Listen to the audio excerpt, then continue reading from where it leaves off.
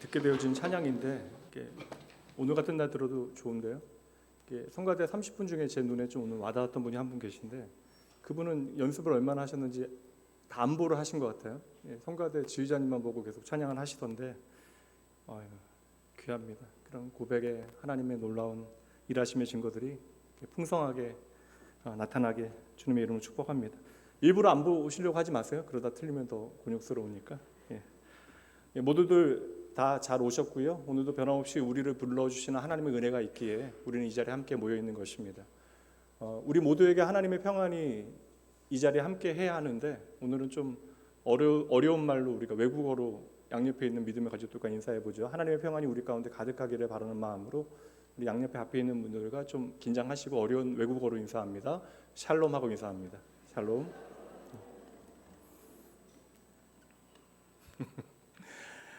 오늘은 회복 하나님의 손길 5번째 시간으로 요셉 굴곡진 인생 그래프라고 하는 그런 제목으로 우리의 인생을 향하신 하나님의 손길을 함께 살펴보도록 합니다.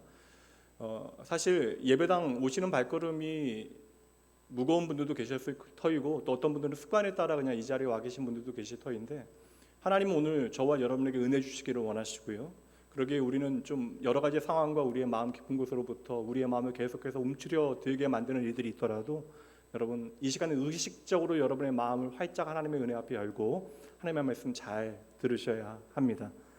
이제 우리는 성경의 첫 번째 책인 마지막 그 첫 번째 책의 그 창세기의 마지막에 이제 등장하는 요셉이라고 하는 인물을 만나게 되어질 것입니다. Life is full of ups and downs. 보여주시네요. 인생은 굴곡으로 가득 차 있다. 이게 뭐 한자어로 그냥 이야기하면 파란만장. 이것을 좀 좋게 해석을 하면 새옹지마 뭐 그 정도로 표현해 낼 수 있을 것 같은데요. 인생에는 뭐 대단한 일들만 있는 게 아니죠. 우리가 좋아할 만한 극적인 일들만 벌어지는 게 아니라 수많은 일들이 교차하게 되어지고요. 그렇게 우리의 인생에는 굴곡진 그러한 삶의 이야기들이 많이 있습니다. 그래서 좀 조금은 진부한 것처럼 보여지지만 자아성찰 프로그램 아니면 상담 치료 프로그램에서 자기를 찾아가는 과정으로 내 삶을 좀 돌아볼 수 있도록 하는 그러한 프로그램 가운데 하나가 여러분 아시죠? 인생 그래프 그리기, 인생 곡선 그리기.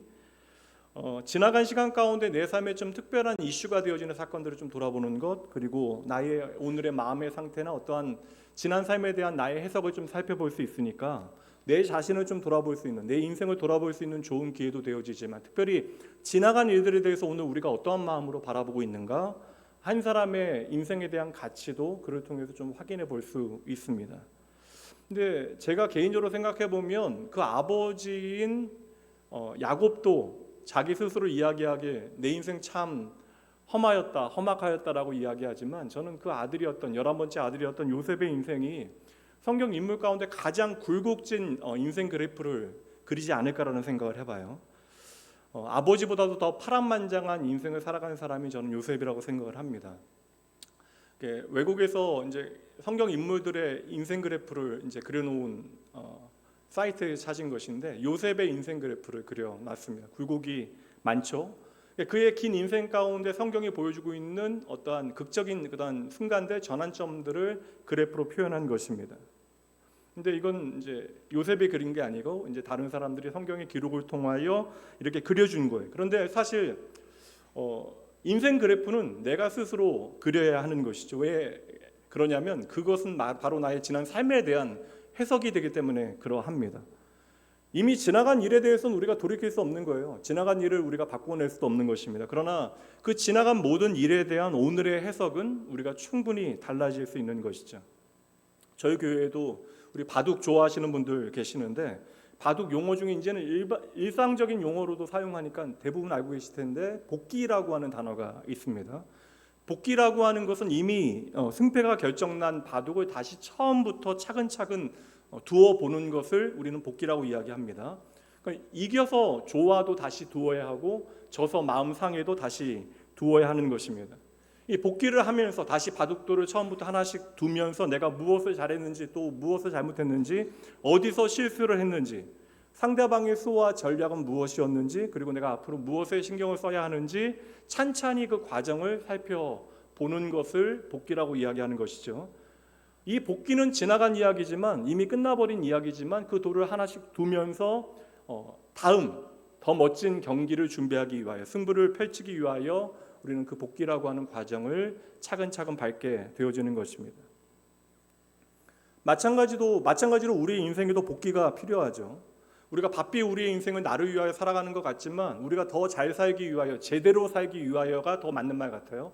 우리가 하나님 앞에 우리의 인생을 제대로 살아가기 위하여 우리가 지나간 삶의 시간들을 차근히 되돌아볼 필요가 있습니다.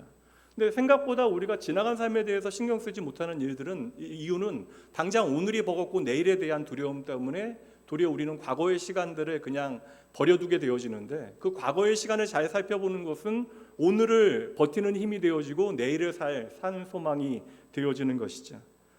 그래서 우리가 믿음 안에서 이 믿음의 복기를 잘 하게 되어지면 험악한 인생도 지금까지 지내온 것 주의 크신 은혜다라고 우리는 해석을 하게 되는 것입니다. 바둑판 사실 얼마 크지 않잖아요. 가로 세로 해봤자 몇 뼘 되지 않는데, 그 작은 바둑판 위에서 벌어지는 몇 시간의 일들도 그렇게 꼼꼼히 차분하게 돌아볼 부분들이 많이 있는데, 하물며 수십 년 우리의 인생 가운데 우리가 돌아봐야 되는 인생의 이야기들이 얼마나 많이 있겠습니까? 성경의 모든 기록을 여러분 과거의 사건으로 오해하시면 안 됩니다. 이 모든 성경의 기록들은 누구를 위하여 주신 거예요? 오늘 이 시대를 살아가고 있는 저와 여러분을 위하여 하나님께 주신 것입니다.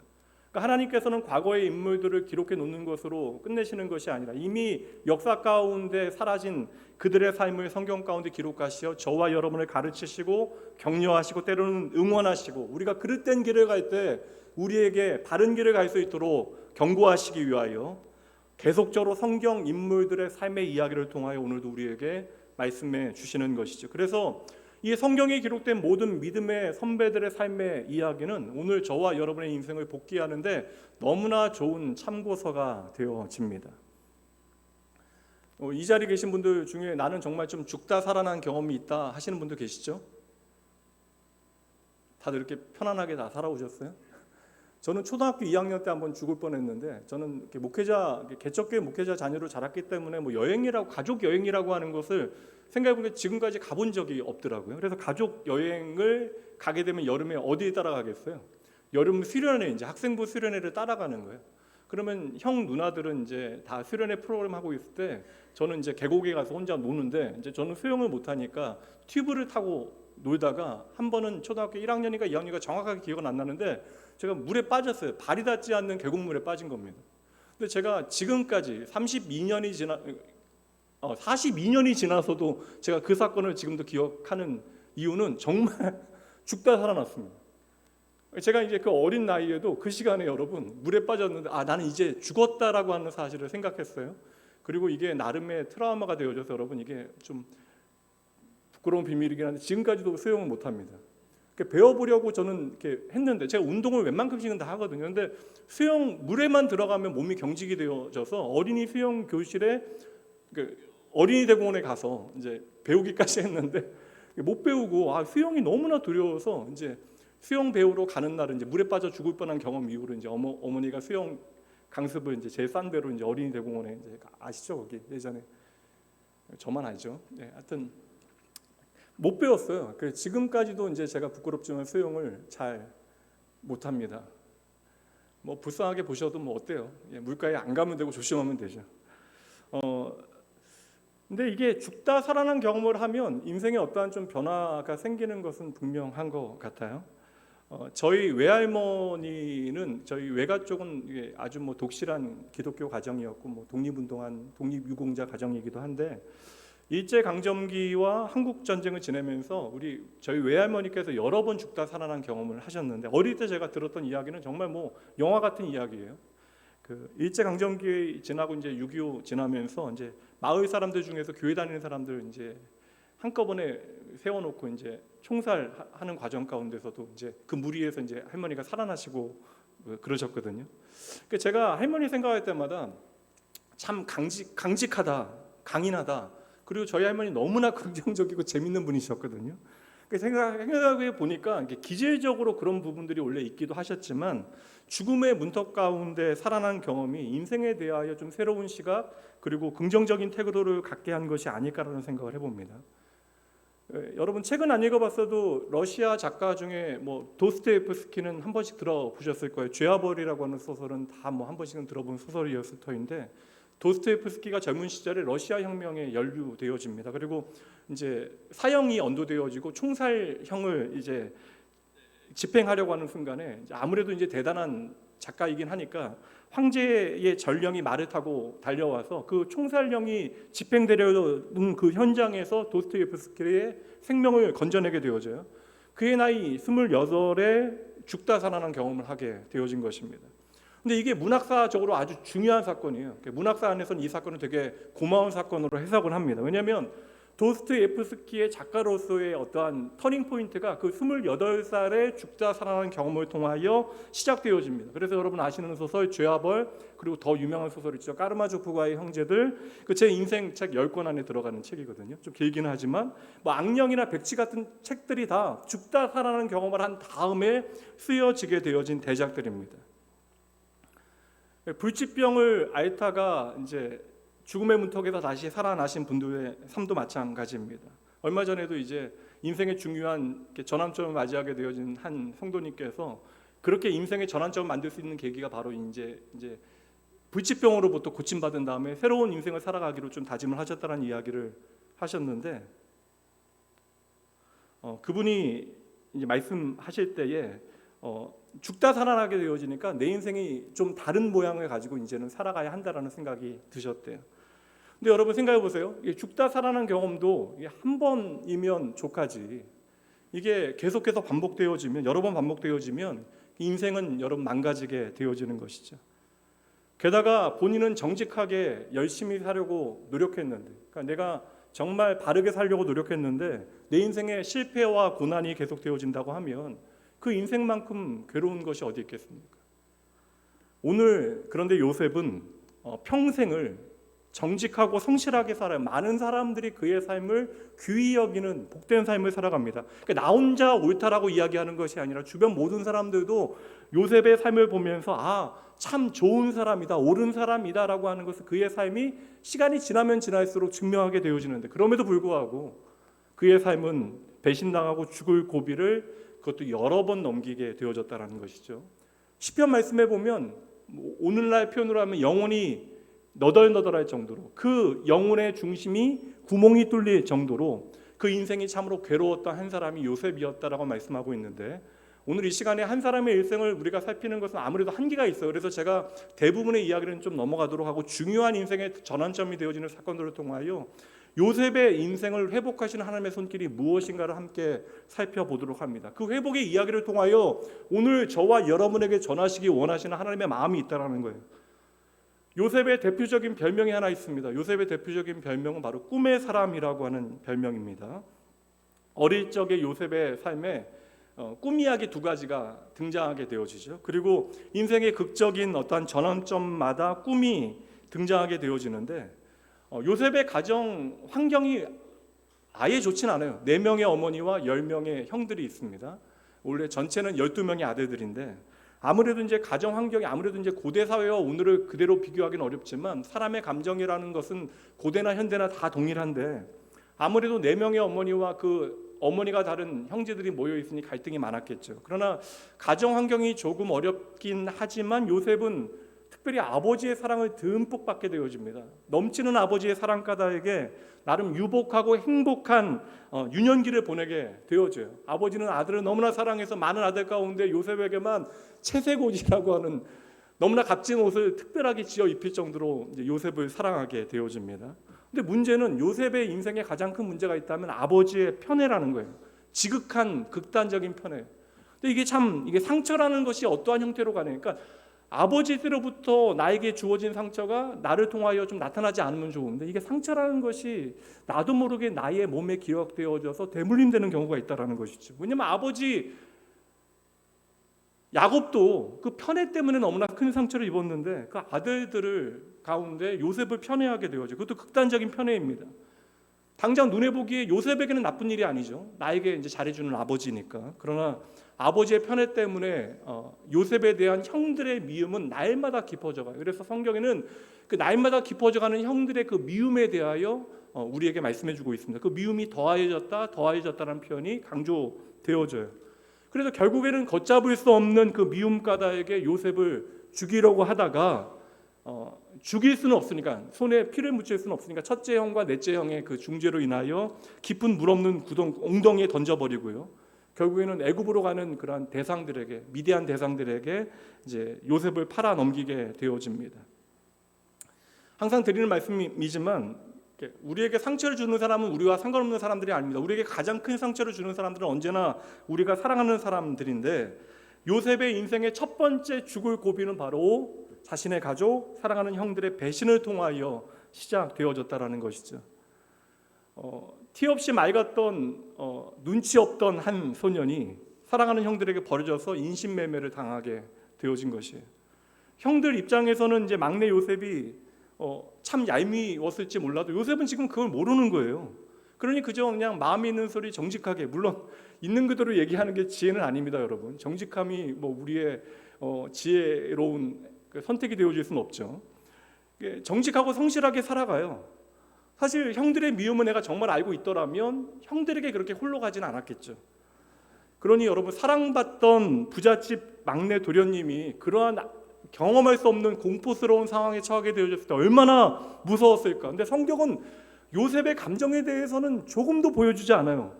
게다가 요셉이 애굽으로 끌려가는 과정에 대해서도 우리에게 말씀해 주지 아니합니다. 전혀 보이지 않아요. 그냥 그리고 애굽으로 가는 모든 과정을 그냥 잘라내고 요셉이 애굽으로 가서 군대 장관 보디발의 집에 가게 되어졌다. 그것을 이제 앞뒤로 이제 배치하여서 이제 요셉의 인생이 이막이 시작되어진다. 이것을 우리에게 보여줘요. 근데 이게 재밌는데, 이게 절망적인 상황이고 정신 차리지 못하는 그러한 변화인데, 요셉이 이곳에서 이유는 알 수 없지만 정신 차리고 다시 일어나게 되어집니다. 사실 저는 이게 이해가 안 되거든요.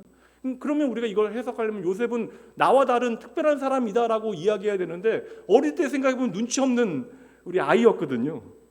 근데 요셉은 이곳에서, 절망의 자리에서도 성실함과 정직함으로 나와 함께하는 모든 사람들을 복되게 하기 위하여 최선을 다하게 되어집니다.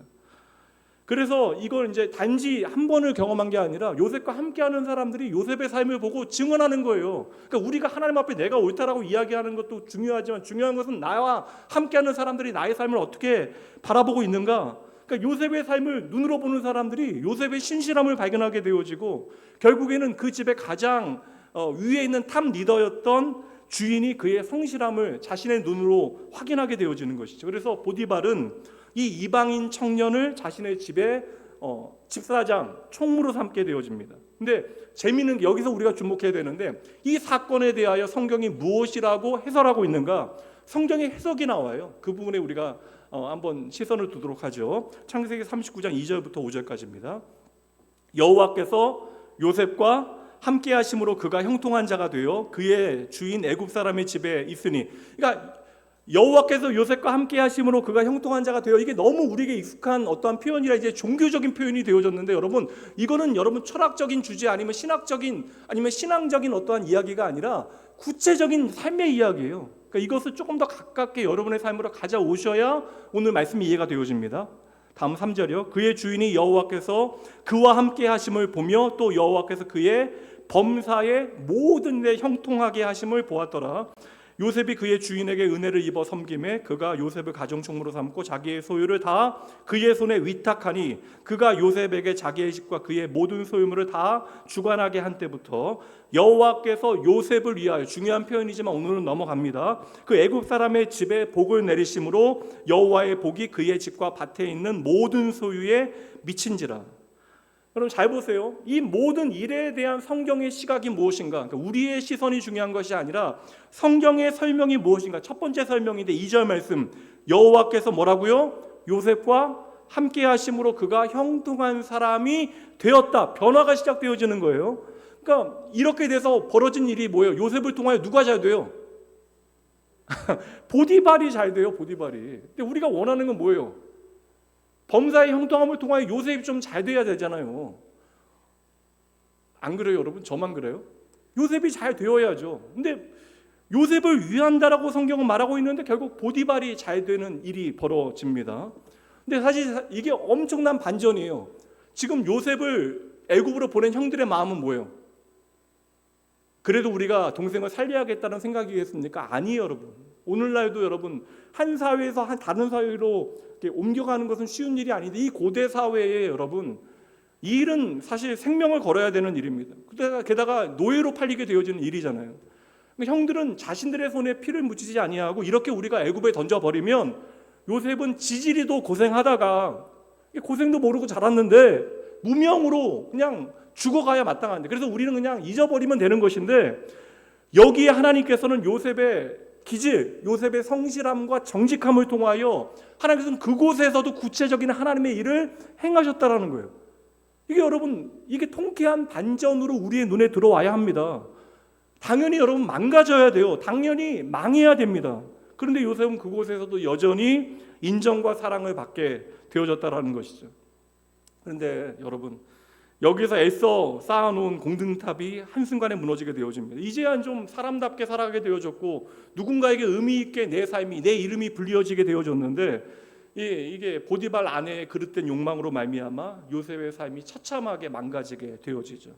첫 번째 죽을 위기는 배신이었다면, 두 번째 죽을 위기는 누명입니다.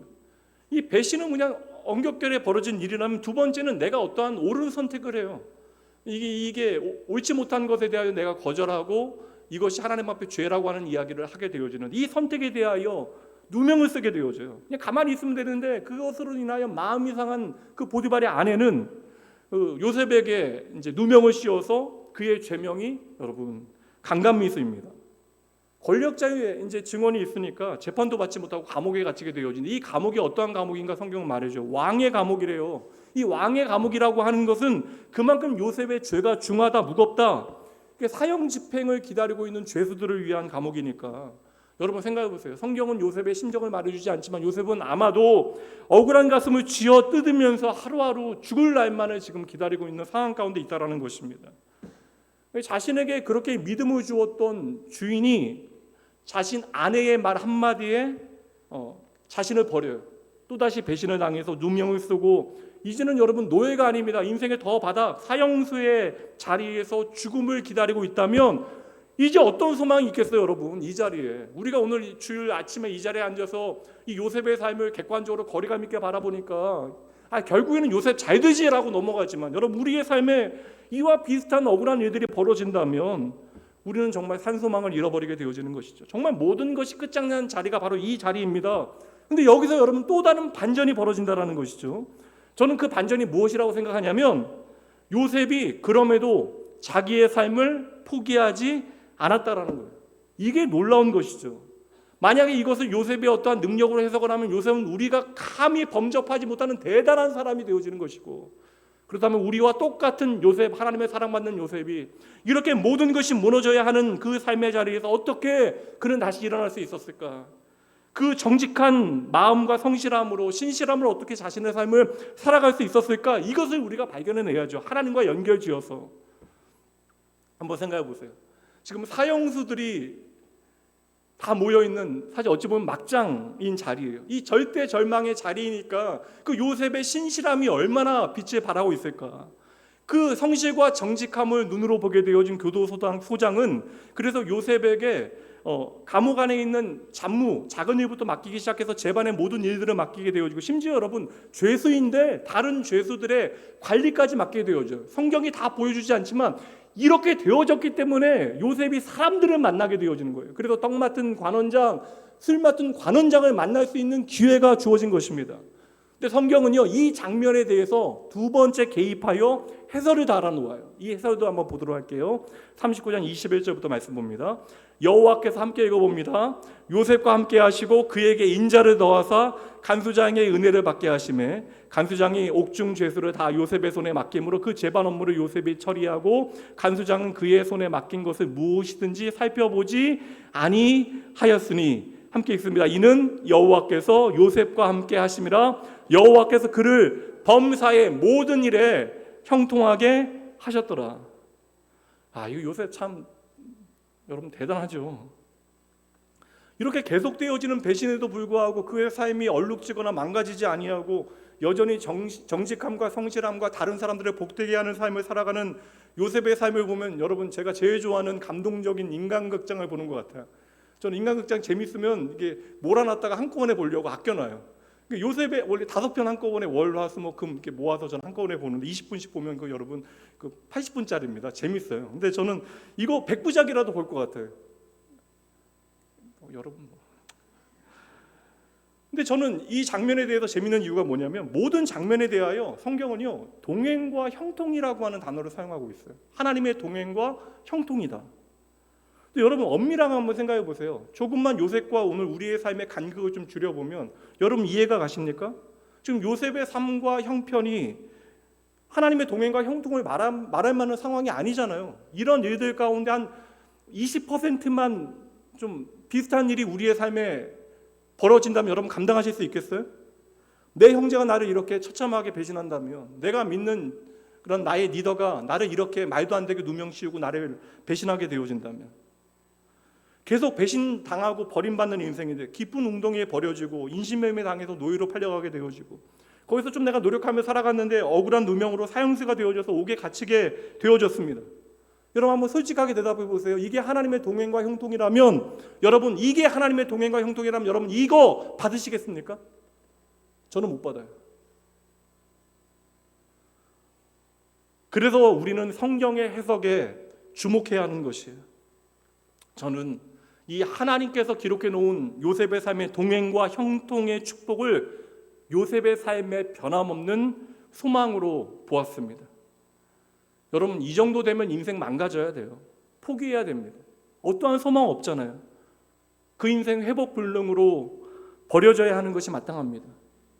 그럼에도 불구하고 성경이 그의 삶을 다 펼쳐놓지 아니하지만 하나님의 일하심만을 이야기하고 나머지를 우리에게 들려주지 않잖아요. 그럼에도 요셉이 그 자리에서 정직과 성실함으로 신실하게 살아갈 수 있는 힘이 무엇인가? 저는 그 해답이 바로 하나님과의 동행, 형통, 그것이라고 믿는 것이죠. 그 하나님의 동행과 형통이 요셉의 삶에 경험되어지는 거예요. 이전에는 아버지를 의지하고 살았던 인생이라면 그 아버지의 사랑으로부터 분리되어져서 요셉은 홀로 되어진 그 자리에서 내 삶을 돌보시는, 내 인생이 심지어 가장 인생의 밑바닥을 경험하게 되어지는 그 자리, 모든 사람들에게 잊혀지고 버려지는 그 자리에서도 하나님은 나와 함께 하신다는 사실을 마음의 확신으로 갖게 되어지는 거예요. 그게 요셉의 마음의 힘과 소망으로 일하기 시작한 것이죠. 그래서 요셉의 삶의 자리에서 성실과 정직, 그 신실함이 증거되어지는 것입니다. 절대 절망의 자리에서도 그 믿음은 소망의 꽃을 피워내게 되는 것이죠. 여러분 여전히 요셉의 삶에 변한 거 없어요. 더 바닥을 치게 되어집니다. 감옥 안에 있잖아요. 간수장이 인정을 받는다 한들 여러분 조금 더 편해지긴 했겠지만 여전히 그의 신분은 사형수예요. 오늘 죽을지 내일 죽을지 알 수 없습니다. 근데 그 감옥 안에서 또 꿈과 관련된 이상한 일 하나가 벌어지게 되어집니다. 특별히 저는 그 일하심이 신기한 게 이게 이 꿈에 대한 해석이 고대 사회는 중요한 해석이었고 이 꿈을 해석하는 사람은 그 사회의 박사나 능력 있는 사람들이었죠. 제사장들이나. 근데 특별히 이집트는 애굽이라고 하는 땅은 이 꿈을 해석하는 것이 아주 중요한 능력이고 그 꿈을 해석하는 것을 통하여 자신들의 능력을 증명해야 되는 사회예요. 근데 요셉의 삶의 꿈의 이야기가 등장하게 되어지고 결정적인 사건보다 이 꿈과 연결되어진 어떤 이야기들이 펼쳐지고 있다는 것이죠. 요셉이 감옥 안에서 이제 모든 일들을 이제 책임지고 사람들을 만나게 되어지면서 그곳에 만난 사람들의 꿈을 해석하게 되어지는 거예요. 그때 술 맡은 관원장, 떡 맡은 관원장, 우리가 뭐 술 맡았다, 떡 맡았다, 이 주방에서 일하는 사람들이구나. 아니 왕의 생명을 책임져야 되는 사람들입니다. 이제 그 사람들의 이상한 꿈을 해석하게 되어지고 요셉의 해석대로 떡 맡은 관원장은 죽게 되어지지만 술 맡은 관원장은 복직하게 되어져요. 그런데 여기에 요셉의 단 한 구절, 요셉의 감정, 요셉의 어떠한 간절한 호소, 그 마음이 담겨져 있는 구절이 이 장면에 나옵니다. 이 꿈을 해석하는 분은 내가 아니라 하나님이십니다라고 이야기한 다음에 꿈을 해석하더니 이렇게 간절히 호소해요. 15절 말씀. 나는 히브리 땅에서 끌려온 자요 여기서도 옥에 갇힐 만한 일을 행하지 아니하였습니다. 그러니까 요셉의 심정은 우리가 그의 목소리를 통하여 처음 듣게 되어지는 장면. 어떤 신학자는 이것이 요셉의 삶의 유일한 오점이다. 저는 이제 동의할 수 없어요. 어떤 인생이 하나님 앞에 무음하고 흠결 없는 인생이 되어질 수 있습니까? 어떤 사람이 하나님 앞에 온전히 의로운 인생이 되어질 수 있어요? 모든 사람은 죄인이고 하나님의 영광이 이룰 수 있는 자격이 없어요. 요셉도 마찬가지입니다. 성경의 의도는 요셉이 지금 잘못됐다라는 것을 보여주는 것이 결코 아닐 거예요. 저는 도리어 요셉의 마음 이야기를 한 구절이라도 읽게 되어져서 참 좋아요. 그런데 기가 막히죠. 기가 막혀요. 오늘 이 사건의 마지막 말씀이요. 23절 말씀 봅니다. 술 맡은 관원장이 요셉을 기억하지 못하고 그를 뭐라고요? 잊었더라. 야, 이거 얼마나 무서운 말이에요. 술 맡은 관원장은 요셉을 잊고 말았습니다. 요셉은 단 한 번 내가 의도를 가지고 한 가닥 희망을 붙들고 이 감옥 안에서 내가 나갈 수 있는 방법은 없다고 재판도 안 한 상황 가운데 이미 확정되어졌잖아요. 내 인생의 마지막 한 가닥 희망을 걸고 인생을 부탁했는데 감옥에서 나갈 수 있는 유일한 기회라고 그는 믿었는데 이 사람이 밖에 나가더니 야속하게도 요셉을 까맣게 잊어버립니다. 그리고 더 슬픈 것은 2년의 시간이 그냥 지나가요. 여러분 성경이 참 이게 야속한 게 단 한 절, 한 글자로 2년의 시간이 흘러갑니다. 여러분 삶이잖아요. 요셉은 지금 그렇게 잊혀져서 2년이라고 하는 세월을 하루하루 버티며 살아가고 있는 거예요. 저는 그 하루하루가 절망으로 가는 어떠한 길목이 아니었을까. 하루 이틀, 3일, 한 달 나를 위하여 변호하고 나를 위하여 도와줄 수 있는 그 사람이 일하겠지라고 기대했던 그 모든 기대가 꺾이기 시작한 그 다음부터 하루하루가 얼마나 괴로웠겠어요. 이것은 또 다른 의미의 배신이 아닐까. 게다가 요셉이 이것은 그냥 얼떨결에 당한 일이 아니라 기대와 소망을 두고 행한 일이었기 때문에 더 큰 절망이 있지 않았을까. 지금까지 요셉 여러분 잘못 산 게 아니잖아요. 정직하고 성실하게 살아갑니다. 신실하게 그의 인생을 살아가요. 절망 가운데서도 믿음을 살아내고 많은 이들을 복되게 하는 삶을 살아갑니다. 그리고 그의 삶은 하나님의 동행의 증거가 되어지잖아요. 그래서 당장 오늘 우리가 이해하지 못하더라도 성경은 그의 삶에 대하여 하나님의 형통이라고 우리에게 소개하고 있는 것입니다. 그런데 하나님의 형통이라고 해석해 놓은 그의 삶의 자리에는 막상 배신이 계속되어지는 자리였다. 이 자리에 나름 정직하게 인생 살아오신 분들 계실 거예요. 그냥 정직이 나의 인생의 어떠한 모토이고 우리 가훈이다 싶은 분들 어떠세요? 정직하게 살아오셨다 하시는 분들 손들고 싶은 분들 계시죠? 그러면 정직하게 살아오신 분들 가운데 내가 인제로 손들으셔도 돼요. 요셉만큼 정직하게 살았다라고 하시는 분들 손들어 보세요. 저희 교회는 어떻게 한 분도 안 계세요? 저도 손든 거 아닙니다. 이렇게 쓰시라. 계속 배신당하면서 정직하고 성실하게 살아간다는 거 여러분 말이 되겠어요? 제가 이제 목회 현장에서 솔직한 말씀을 드리는 거예요. 목회 현장에서 보면 정직과 성실, 믿음의 삶의 선택으로 보상을 충분히 누리는 분들보다는 정직과 성실의 대가로 손해보는 분들을 훨씬 더 많이 보았습니다. 참 정직하고 성실하게, 그러니까 믿음에 따라 좋은 선택을 하며 살아가시는데 힘들고 어려운 고난의 시간을 보내는 분들을 많이 만났어요. 근데 이런 이야기 들으면 좀 힘 빠지시잖아요. 근데 여러분, 저는 이미 여러분들에게 요셉의 삶, 성경이 보여주고 있는 요셉의 삶을 통하여 답을 드렸습니다. 이제 여러분들에게 중요한 질문을 드리도록 할게요. 여러분 마음에서 한번 대답을 해보세요. 여러분들은 하나님의 인정과 세상의 인정 가운데 무엇을 받기 원하십니까? 여러분들은 하나님의 형통과 세상의 형통 가운데 무엇을 누리기를 원하세요? 감사합니다. 그러니까 우리는 하나님의 형통이 더 중요하고 또한 하나님의 인정이 더 중요하죠. 근데 막상 우리의 마음 깊은 곳을 살펴보면 어때요? 우리의 감정의 흐름을 살펴보면 하나님의 형통이 세상에서의 형통이길 원하고 하나님의 인정이 바로 세상에서의 인정이길 바라는 마음이 우리에게 있는 것이죠. 요셉이라고 왜 배신이 아프지 않겠습니까? 여러분 요셉이 당한 배신들 보세요. 가벼운 거 있어요? 하나같이 다 치명적입니다. 그럼에도 그가 어떻게 정직과 성실함으로 살아갈 수 있었는가? 그 비결이 어디에 있었나? 저는 이게 바로 하나님의 동행의 증거이다. 하나님께서 동행하셨기에 요셉이 살아갈 수 있는 아름다운 삶의 이야기이다. 하나님께서 그의 마음을 형통하게 하셨기 때문에 괴로운 현실 가운데서도 내 마음을 샬롬하게 하시는 하나님께서 동행하셨기에, 여러분 보세요. 사망의 음침한 골짜기에서 아무것도 보이지 않는 그 자리에서 요셉은 믿음의 눈을 밝히고 나의 하나님을 기억하고 믿음의 자리를 지켜냈던 거예요. 여러분, 이것은 아무나 누리는 은혜가 아닙니다.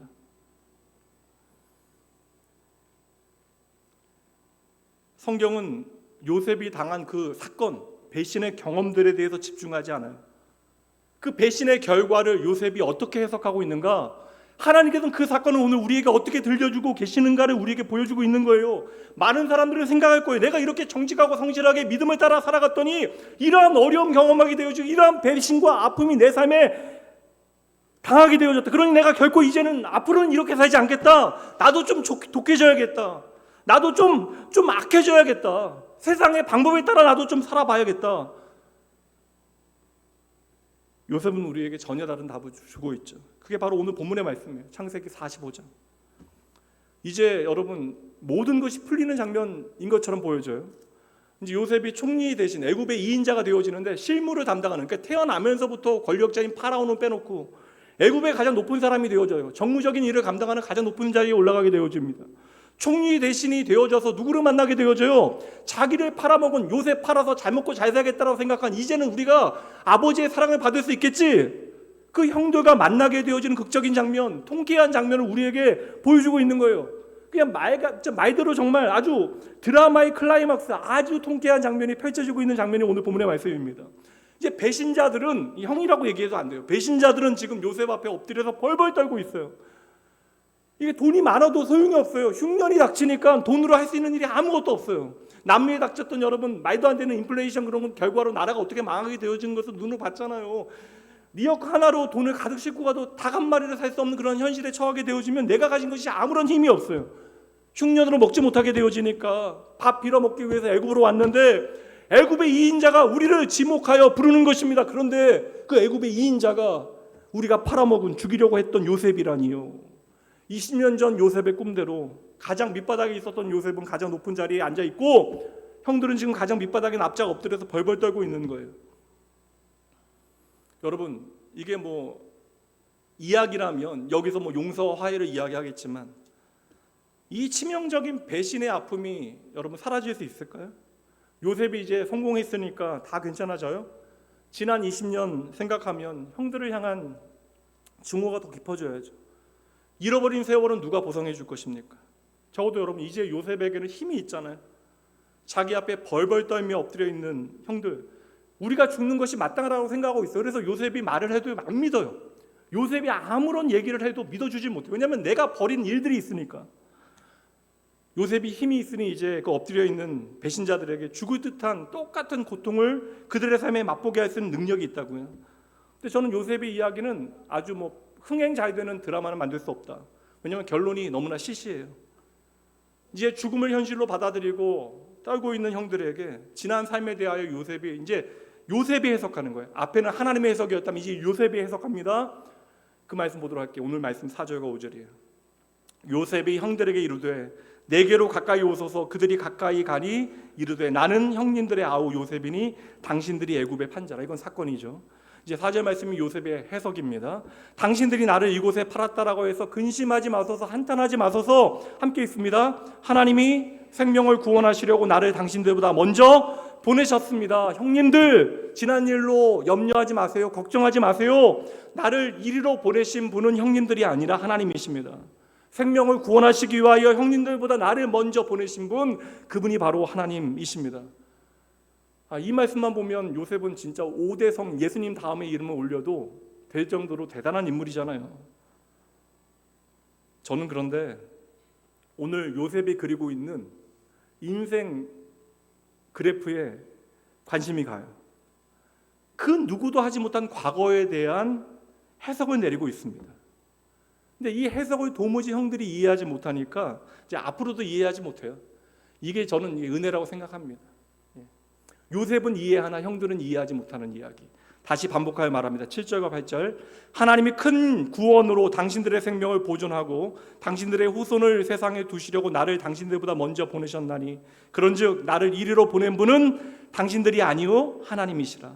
하나님이 나를 바로에게 아버지로 삼으시고 그 온 집의 주로 삼으시며 애굽 온 땅의 통치자로 삼으셨나이다. 이것은 여러분 요셉이 성공한 위치에 살 수 있는 여유가 아니라고요. 이제 내 삶이 이렇게 됐으니까 괜찮습니다 하는 것이 아니에요. 내가 이렇게 높은 위치에 올라갔으니 그에 걸맞는 관용을 여러분들에게 보이겠습니다, 이거 아닙니다. 중요한 장면을 보세요. 형들에게 어떠한 잘못도 책임도 묻지 않아요. 요셉의 입장에서 이것은 더 이상 잘못이나 책임을 져야 되는 일이 아니었기 때문에 그럴 필요가 없는 것입니다. 그래서 여러분 오늘 이 요셉의 해석에는요 용서에 대한 개념 자체가 없어요. 왜냐하면 용서할 일이 아니기 때문에 그러합니다. 그리고 요셉은 나의 인생에 대한 믿음의 해석을 형들에게 말하고 있는 거예요. 그래서 실상은 형들에게 말하는 것처럼 보이지만 이것은 정직한 신앙 고백이 되어지는 것이죠. 무엇이라고 고백합니까? 지금까지 내 인생 인도하신 분 오직 하나님이십니다. 이것을 요셉의 것으로 이해하면 요셉은 사람의 인격을 뛰어넘는 성인이 되어지는 것이죠. 위인이 되어지는 것이죠. 여러분 잘 보세요. 요셉의 삶이 우리에게 보여주는 것이 무엇이에요? 요셉의 그 다양한 인생의 바닥 가운데 하나님은 여전히 요셉과 함께 하셨다는 거예요. 그리고 은혜는 무엇입니까? 요셉이 그 인생의 바닥에서 나와 함께 하시는 하나님을 경험했다는 거예요. 그 하나님의 동행과 하나님의 형통이 요셉의 삶을 망가지지 아니하도록 붙드시고 인도하신 것이죠. 저와 여러분 이거 놓치지 말라고. 요셉의 삶의 가장 밑바닥, 만약에 우리가 요셉이 결국에는 가장 높은 자리에 올라갔을 때 이것을 하나님의 형통으로 설명해 놓으면 우리가 이거 오해할까 봐 요셉의 인생의 가장 고통스러운 그 순간에 하나님의 동행과 형통을 우리에게 계속해서 말씀해 주시는 거예요. 그 순간에도 요셉의 삶을 붙드시는 분이 누구시라고요? 하나님. 우리의 인생의 바닥에서도 우리의 삶을 책임지시는 분이 하나님이심을 말씀해 주고 계시는 거예요. 저와 여러분도 오늘 이 자리에 있다면 예수 그리스도 안에서 동일한 고백하잖아요. 요셉과 같은 고백합니다. 모든 것이 하나님의 은혜입니다. 내 삶을 인도하시는 분은 하나님이십니다. 아까 여러분도 고백한 대로 세상의 인정보다 하나님의 인정이 중요하고 세상의 평가보다 하나님의 평가가 중요합니다라고 고백합니다. 그러나 우리의 고백이 과연 우리의 말의 고백이 요셉의 고백만큼 무게를 가지게 되어질까? 이 요셉의 고백은 말의 고백으로 그치는 것이 아니라 내 앞에 계신 하나님 앞에 정직한 고백이듯 오늘 저와 여러분의 고백도 우리 인생의 시간을 통하여 이 고백이 점점 더 깊어져야 하는 것이죠. 지금까지 저와 여러분의 인생을 책임지신 분이 누구이십니까?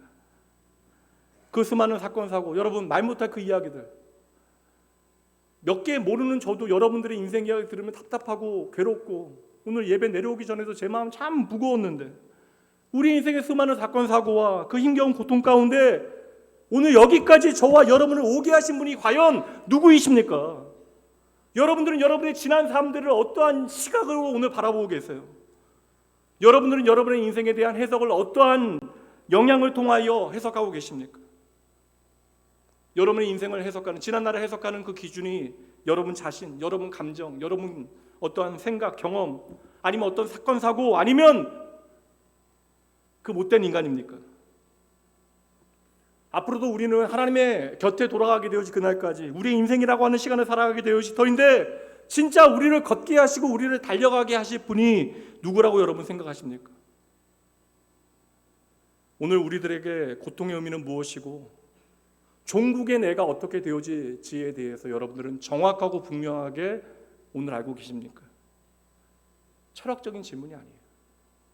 인간은 어디서 오고 무엇을 위하여 살고 어디로 가는가? 철학사의 가장 중요한 가장 큰 빅 아이디어, 철학적 대질문이잖아요. 그러나 이것은 철학적인 질문이 아닙니다. 우리의 인생 이야기예요. 그리고 오늘 요셉의 인생과 요셉의 대답에 모든 해답이 있어요. 결국 요셉의 꿈대로 되어졌으니까 다 만사 오케이입니까? 근데 요셉은 애굽의 총리 대신 된 것에는 이제 더 이상 관심이 없어요. 기회만 되어진다면 나는 언제든지 약속의 땅 아버지의 집으로 돌아가고 싶어합니다. 마지막 유언도 내 뼈라도 분토가 되어진 내 흙이라도 반드시 고향 땅으로 가지고 다 오라고 부탁합니다. 여러분, 저는요 지금까지 잘 되고 나서 끝이 안 좋은 사람도 훨씬 더 많이 봤습니다. 내가 가진 힘으로 더 큰 비극을 만들어내는 사람들이 더 많아요. 이 땅에는. 우리들의 잘못된 선택으로, 그릇된 욕심으로 만들어낸 그런 불순종의 결과들, 여러분 그것은 이야기하지 말고, 내가 정말 믿음을 따라 살았는데, 하나님 앞에서 정직하고 신실하게 성실하게 살아왔는데, 오늘 여러분의 삶에 아픔과 고통과 배신이 있다면, 오늘 말씀 요셉의 삶은 우리에게 무엇을 들려줍니까? 너무나 억울해하거나 너무나 아파하지 말라고. 하나님은 그 모든 시간에 여러분과 함께 하셨고 다 알고, 하나님은 여러분의 삶을 반드시 고쳐내실 것입니다.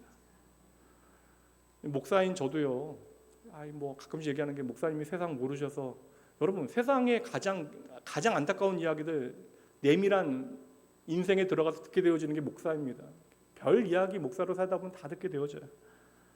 근데 목사인 저도 선의가 악의로 돌아온 적 많았고, 말도 안 되는 말로 교회 안에서, 물론 저는 뭐 그래도 상처가 적은 목사이긴 하지만, 목사 이제 아들로 자식이라만 목회자 자녀로 자라면서 상처받은 적도 있고, 여러분 이게 모든 인생에는 다 아픔이 있고, 여러분 고통이 있고 배신이 있습니다.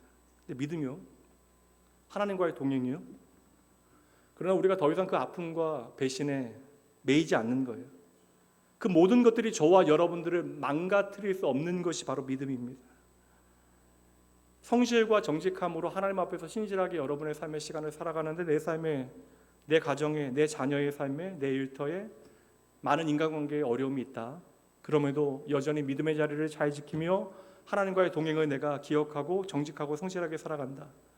신실하게 그 아픔의 시간들을 내가 신기할 정도로 잘 지나가고 있다. 지난주에도 그 고백 들었는데, 예전 내가 이런 일 생각해보면 감히 나는 뭐 신앙생활 제대로 못할 것 같은데, 정말 내가 이 시간 덤덤히 잘 이겨내고 있는 게 신기하다라는 한 성도님의 말씀을 들었는데, 여러분 이게 바로 하나님의 동행과 형통의 증거입니다.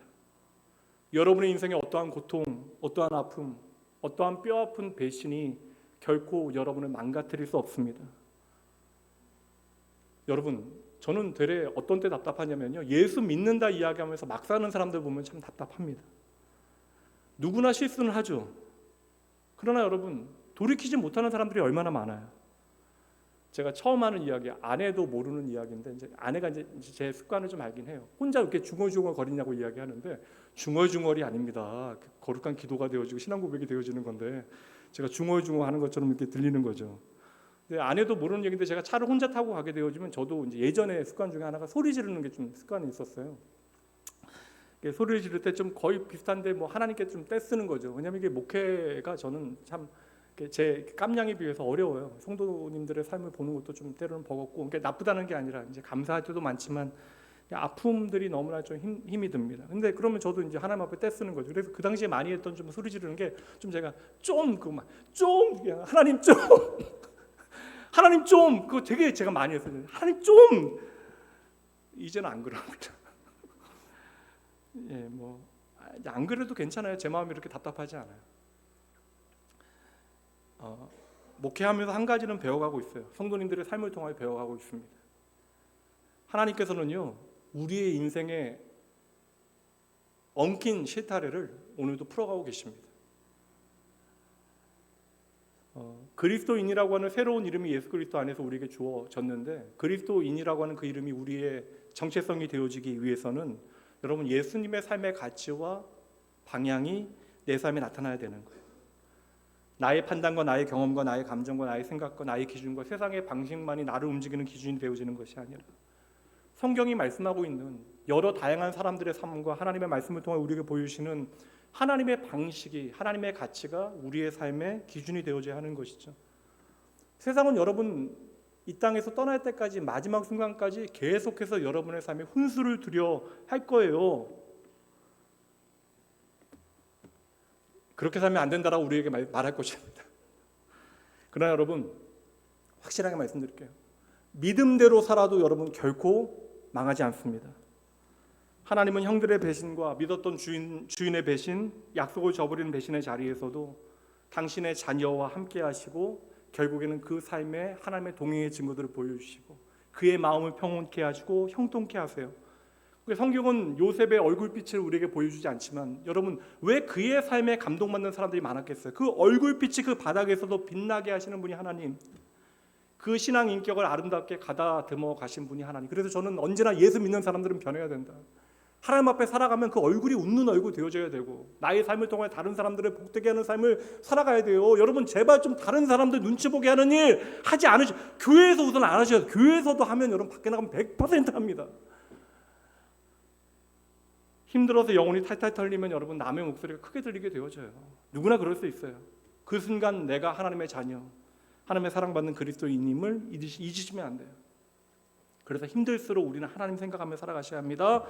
따라해 보시죠. 하나님이 내 삶을 인도하십니다.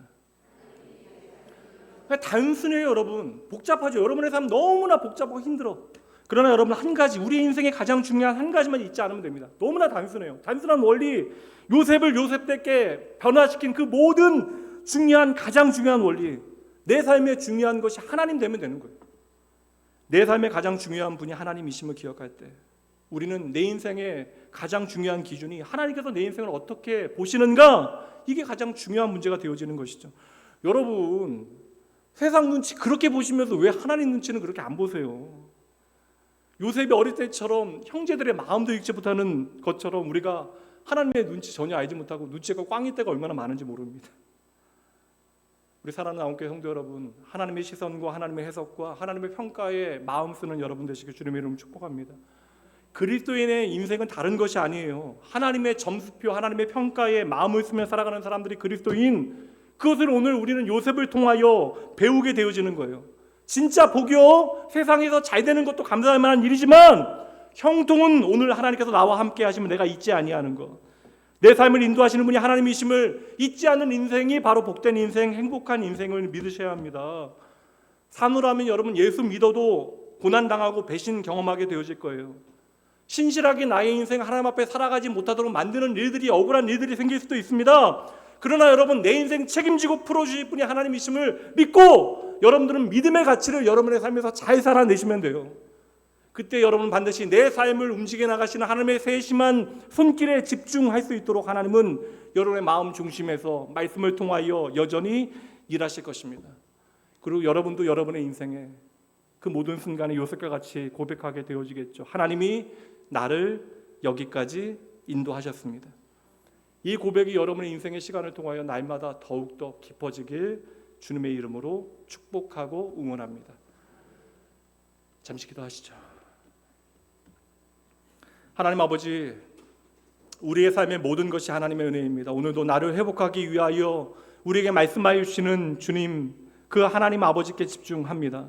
주여, 오늘 내 안에서 견디기 힘든 깊은 아픈 이야기들이, 아버지와 상처들이 있습니다. 그러나 그 말 못한 인생의 이야기 안에도 주의 은혜가 있음을 저희들 믿음으로 바라보게 하시고, 오늘 나를 결코 포기하지 아니하시고 나와 동행하시는, 내 삶에 함께 하시는 하나님을 말미암아 형통케 하시는 하나님 보게 하여 주시옵소서.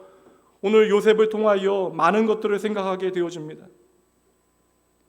요셉이 어떤 환경에 놓여 있다 할지라도 그 삶을 인도하시는 분이 하나님이심을 저희들도 믿음으로 오늘 고백하기 원합니다. 연약한 저희들을 붙들어 주시어 모든 어려움에 처해 있는 주의 자녀들 결코 절망 가운데 낙심하지 아니하도록 주여 하나님과의 동행을 기억하고 세상이 아니라 하나님 앞에 정직과 성실함으로 신실하게 살아가는 인생 되어질 수 있도록 주여 이들의 삶을 붙들어 주시옵소서. 고통으로 인하여 힘을 잃지 아니하도록 주여 함께하여 주시되, 내 인생의 모든 사건들 가운데 하나님의 강한 손, 그 섬세한 손길이 믿음으로 오늘 나를 붙들고 계심을 저희들 확인하기 원합니다. 사랑하는 주의 자녀들의 평생에 요셉의 그 아름다운 고백이 나의 입술에 노래되게 하시는, 오늘도 내 안에 함께 하시는 나의 전부 되신 예수님 이름으로 축복하며 함께 주님 앞에 기도합니다. 아멘. 오늘은 우리 남성 중찬당에서 우리 헌금 찬양 준비했습니다. 가사 내용 잘 읽고 또 들으시면서 여러분의 기도로 삼으시죠.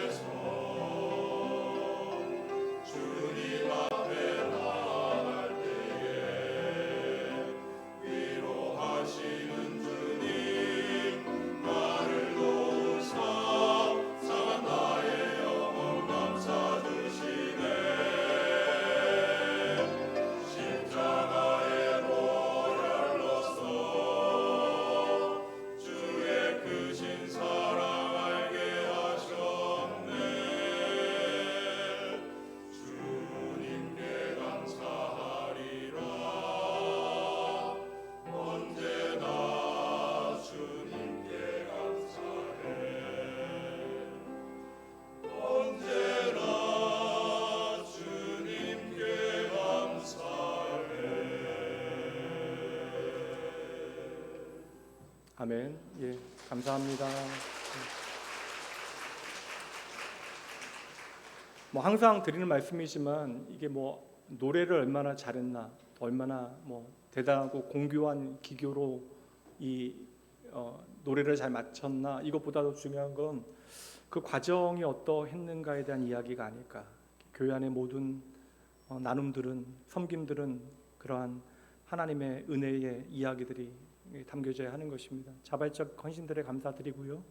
여러분이 섬기는 모든 일들을 통하여 하나님의 놀라운 은혜의 이야기가 우리 가운데 날마다 풍성해지기를 원합니다. 잠깐 기도하고요. 함께 우리 믿음의 가족들 축복한 후에 예배 마치도록 하죠. 하나님 아버지, 우리의 모든 염려, 걱정 다 아시고 오늘 우리와 동행하시고 넉넉히 그 모든 현실을 이겨내게 하시는 나의 주님, 이 시간 우리의 삶의 유일한 소망이 하나님이심을 믿고 그 믿음에 합당한 삶의 고백을 주님께 올려드립니다. 특별히 세상 모든 사람들, 나조차도 의지할 수밖에 없는 염려하고 걱정하는 이 돈 하나님 앞에 돌려드리며 내가 진정 의지해야 되는 분이 하나님이심을 고백하는 것이 바로 헌금인데, 하나님 이들의 진정한 고백 받으시고 이들의 삶의 주인 되어 주시옵소서. 내가 세상 살아가며 하나님과 동행하는 것, 하나님을 소유하는 것이 우리의 삶의 최고의 축복 되어짐을 잊지 아니하게 하시고 믿음의 자녀의 삶 가운데 내 삶의 승리의 비결이 예수의 복음에 있음을 잊지 아니하고 그 복음을 내 삶에 살아있는 능력으로 살아낼 수 있도록 주여 함께하여 주시옵소서. 새로운 한 주를 저희들 다시 살아가게 되어집니다. 하나님 잊지 아니하도록 믿음으로 살아갈 수 있도록 세상의 다른 자원들 더 의지하지 아니하고 하나님 앞에 정직함과 성실함으로 살아가는 주의 자녀들 되어질 수 있도록 내 삶의 모든 순간 하나님의 약속에 내 인생 단단히 메어놓는 주의 자녀들 되어질 수 있도록 주여 함께하여 주시옵소서. 주의 몸된 교회를 다양한 모양으로 섬기는 모든 주의 백성들 기억하시고 이들의 섬김을 통하여 하나님의 은혜와 사랑의 이야기가 우리 가운데 날로 풍성하여지기를 원합니다. 언제나 친히 그 사랑하는 자녀들의 삶을 돌보시고 동행하여 주시는 예수님 이름으로 축복하며 간절히 기도합니다. 아멘. 다 같이 불편하신 분들 일어나지 마세요. 다 같이 일어나셔서 믿음의 가족들 함께 축복하신 후에 축도하심으로 예배 마칩니다.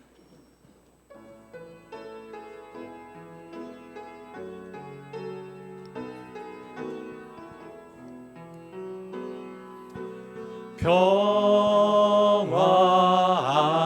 하나님의 평강이 당신의 삶에 넘쳐나기를. 평화